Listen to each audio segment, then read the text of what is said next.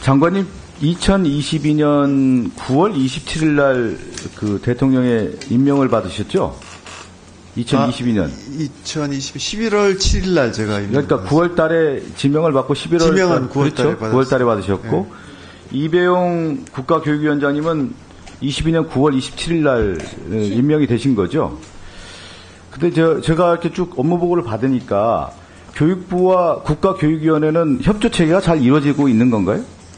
네, 뭐 굉장히 긴밀하게 이루어지고 있나요? 네. 제가 궁금한 건 2022년 9월에 두 분이 다 이렇게 임명이 됐는데 국가교육위원회는 중장기 교육발전 계획을 수립한다 이렇게 되어 있는데 지금 윤석열 정권의 중장기 교육계획이 지금 수립되어 있습니까? 지금 진행하고 있는 중입니다. 아니, 진행 중에 있는 거죠? 네. 대체적으로 위원장님. 네. 학계에서도 계셨잖아요. 지금 1년이 임명하신 지 1년 훨씬 넘었지 않았습니까? 네. 1년 반 되고 지금 2년 가까이 되는 거 네. 아닙니까? 네. 그러면 아무리 늦게 잡더라도 보통 6개월에 실질적인 계획의 산출문을 내죠. 그리고 1년 정도 있다고 하면은 실질적 계획을 내세워야 되는 건데 그러면 지금 온 국민들이 볼 때 윤석열 정권의 예를 들면 앞에 지금 김대식 의원이 얘기했는데 고등교육과 관련된 중장기 계획이 있습니까 지금? 제가 들어본 적도 별로 없는 것 같은데 두 분이 그러니까 협조체계를 이루고 있다고 하는데 윤석열 정권의 교육정책과 관련된 부분에 대한 중장기 계획이 지금 수립되어 있는지 지금 이주호 장관께서 말씀하신 내용들 쭉 보면 상당히 부분적인 부분이 있단 말이에요. 실질적으로 윤석열 정권의 교육에 대한 방향이 무엇인지에 대한 것들을 설명하는 자리가 있었습니까? 보통 정권이 들어서면 앞으로 우리가 이 교육정책은 이렇게 이루어가겠다라고 하는 부분을 보통 6개월 안에 발표를 하죠. 아마 이배용 교육위원장님께 그 역할을 하라고 지금 한 거 아니겠습니까? 그런데 제가 보니까 토론회만 해서 토론회만. 아니 그거를 수립하기 위한 과정입니다. 그러니까 저희는 2년이 됐는데 계속 수립합니까? 아니요. 그러면? 법령에 의한 절차를 지금 진행하고 있습니다. 아니 제가 그 얘기는 무슨 말씀인지 알겠는데 이렇게 가겠다라고 하는 방향을 정해놓고 거기에 따라 수립들을 만들어가는 것이지 하나하나 다 만들어놓고 그러면 지금 윤석열 정권 한 4년 지나고 5년 때 발표할 아닙니다. 겁니까? 우리 전문위원들이 다 전문가들이시고요. 지금 현안의 과정을 지금 여러 이슈를 가지고 지금 서로 토론하고 논의하고 그리고 합의해서 이제 내년 3월에 우리가 그걸 발표하게 돼 있는 게 우리의 과정이고 작년에도 국회에 그렇게 보고를 드렸습니다. 저는 역대 정권에서 4년 차에 교육정책의 중장기 계획을 발표했다는 걸 처음 들어봅니다. 아니 국가교육위원회가 그렇게 만들어진 것입니다. 그러니까 뭐 무슨 말씀이신가 알겠는데 네. 그렇게 일을 해서는 안 되는 것이죠. 정권이 만들어지면 보통 앞으로 무슨 일을 할 것인지에 대해서 6개월 안에 청사진을 만들어서 국민들에게 교육은 이렇게 갈 것이다라고 하는 방향 제시가 돼야 되는 건데 지금 교육부의 전체적인 내용을 보면 그게 하나도 없고 부분적인 내용들로만 가득 차 있다. 디테일로만 가득 차 있지 숲이 안 보이는 거예요. 지금 네. 나무만 몇 개만 보이지 네. 이게 굉장히 지금 윤석열 정권의 가장 큰 교육정책의 난항을 겪고 있는 거 아닌가. 의원님 제가 잠깐 좀 답변드려도 되겠습니까? 이제 교육부는 이제 매년 이제 그 대통령 업무 보고를 통해서 전체적인 방향을 제시하고 이제 구체적인 정책을 추진합니다. 그래서 제가 이제 임명받고 2023년 그 1월 타 부처에 비해서 제일 먼저 교육부가 업무 보고를 하면서 전체적인 교육 정책의 방향을 보고 드리고 추진하고 있고요.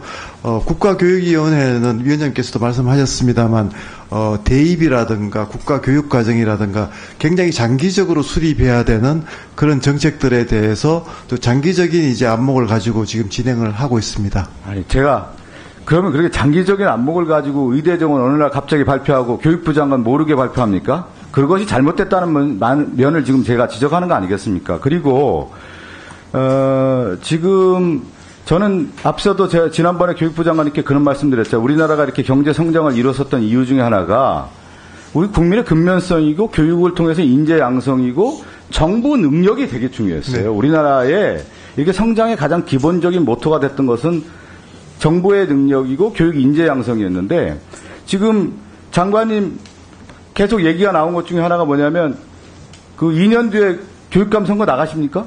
안 나갑니다. 안 나가는 거 확실한 거죠? 네. 이런 거죠. 정부 부처의 장관이라고 하는 부분은 앞으로 무슨 일을 할 것인지에 대한 것은 정확한 인식을 통해서 국민에게 메시지를 전달해야 되는 건데 장관님께서 그런 메시지를 좀 정확하게 전달해 줬으면 좋겠어요. 네. 교육 방향에 대해서. 그리고 이제 AI 교과서에 관련된 부분이 계속 얘기가 나오는데 네네. 이 면을 지적하는 거예요. AI 교과서를 얘기하기 전에 앞서 얘기한 것처럼 정부가 능력이 있다고 하면은 우리나라가 지금 5대 기간 산업에서 성장을 해왔고 거기에 인재 양성이 되어 있었고 반도체뿐만 아니라 바이오 산업이니 이런 인재 양성들 쭉 해오지 않았습니까? 가장 안 되는 부분이 뭐냐? 지금 우리나라 전 세계 선도의 지금 기술 중에 하나가 뭐냐면 AI 기술인데 이 윤석열 정권의 AI 기술에 대한 토대를 만들어갈 수 있는 비전도 없고 또 하나가 뭐냐면 인재 양성을 지금 못하고 있다라는 거예요. 근데 지금 보면 AI 허브를 위해서는 무엇을 할 것인지에 대한 교육 정책의 방향도 나와야 되는 거 아닙니까? 거기에 따른 인재 양성도 나와야 되는 건데 지금 보면은 학생들 가르치겠다라는 게 교과서 하나 가르치겠다라고 하는 건데 그 부분이 점점 우선순위가 바뀌었다. 네.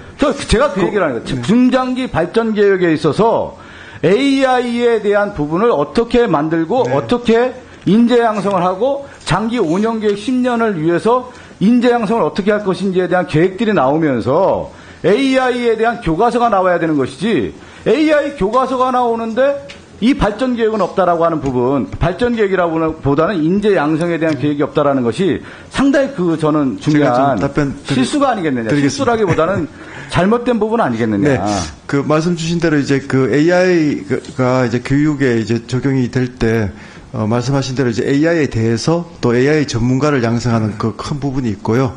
두 번째는 이제 AI를 활용해서 교육의 효과성을 높이고 하는 두 가지가 있습니다. 그런데 AI의 전문가를 양성하고 또 AI에 대해서 많이 배우게 하고 하는 그 계획이 당연히 있고요. 윤석열 정부 초기부터 그걸 꾸준히 실시를 하고 있습니다. AI 관련 첨단 분야 이 대학 교육에서의 전공도 더 확대하고 있고 또 AI 관련 여러 가지 대학 인재 양성에 대한 지원도 훨씬 더 강화되고 있고요. 여러 가지 첨단 분야 중에서 AI에 대해서도 특별히 또 더 많이 지금 강조를 하고 있습니다. 그리고 정보 교과의 시간 수도 더 훨씬 확대를 했고요. 그거는 이제 조 의원님께서 말씀하신 AI 전문가를 만들어내고 AI 인재를 양성하는 부분이고요. 그런데 교육에 있어서 그만큼이나 더 중요한 것이 계속 AI를 활용해서 아이들에게 교육을 특히 교사들이 잘 맞춤형을 할 수 있도록 보조하는 교과서나 코스웨어를 잘 제공하는 건데요. 그것이 이제 AI 디지털 교과서를 통해서 제가 핵심은 예. 두 분께 말씀드리는 게 중장기 발전 계획 말씀하셨으니까 그러한 네네. 큰 그림을 좀 가졌으면 좋겠어요. 청사진이 있었다. 그 말씀을 드리는 거고 네, 또 하나가 네. 지금 얘기해 보니까 AI 교과서에 AI 기능이 없다라고 하는 건데 그거 지금 보고 받으셨어요? AI 기능 당연히 들어가 있습니까? 네, 있습니다. 단순 기능 이외에 없다라고 하는 부분인데 그러면 AI 교과서 개발은 어디가 주체를 하는 겁니까? 지금 이제 기존에 종이책을 출판하던 출판사들만으로는 그 AI 기술을 적용하기가 쉽지 않기 때문에 저희가 매칭데이라든가 이렇게 해서 종이 출판사들과 AI 기술 기업들이 협업을 해서 컨소시엄 형태로 해서 개발을 하고 장관님 있습니다. 얘기 나오는 게 이 네. AI 교과서가 너무 서두른 거 아니냐라고 하는 지적이 분명히 있단 말이에요. 네네. 그래서 제가 앞서 질문 드리는 것 중에 하나가 뭐냐면 장관님이 2년 뒤에 교육감선거 나가는 거 아니냐. 그러다 보니까 그런 오해가 있을 수도 있어요. 너무 서두르는 거 아니냐. 특히 지금 장관님이 2022년에 교육감선거 나갔을 때 에듀테크 기업들과 관련된 부분에 대한 여러 문제가 지적됐단 말이에요. 청문회에서도요. 그러다 보니까 이런 AI 교과서를 만드는 과정에 있어서 혹시 이주호 장관이 자기의 정치적 일정과 맞추다 보니까 이런 것들을 너무 서두르는 거 아니냐. 이런 지적도 분명히 나온단 말이에요. 네. 그러다 보니까 제가 얘기 드리는 거예요.